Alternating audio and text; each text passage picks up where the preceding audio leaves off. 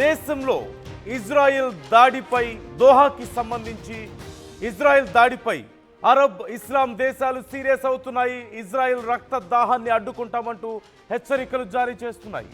Arab ముస్లిం దేశాలకు Qatar అధినేత పిలుపునిచ్చారు. ఖతార్లో ఆశ్రయం పొందుతున్న హమాస్ లీడర్లే టార్గెట్గా ఇజ్రాయెల్ దాడులు చేసిన నేపథ్యంలో అరబ్ ముస్లిం దేశాల ఎమర్జెన్సీ మీటింగ్ జరిగింది. సమావేశానికి 50కి పైగా ముస్లిం దేశాలు హాజరయ్యాయి. ఇకపై తమతో ఏ ఒక్క దేశంపై దాడి జరిగినా సరే మా అందరిపై దాడిగా మేము భావిస్తామంటూ చెప్తున్నారు. ముఖ్యంగా ఈ సమావేశంలో Saudi Arabia, Türkiye, Kuwait, Iran, Iraq, Egypt, Indonesia, Malaysia ఇలా 50 దేశాల అధినేతలు హాజరయ్యారు. కీలకంగా చర్చించారు. ఇజ్రాయెల్ని ఎలా కంట్రోల్ చేయాలి అనే దానికి సంబంధించే పెద్ద చర్చ జరిగింది.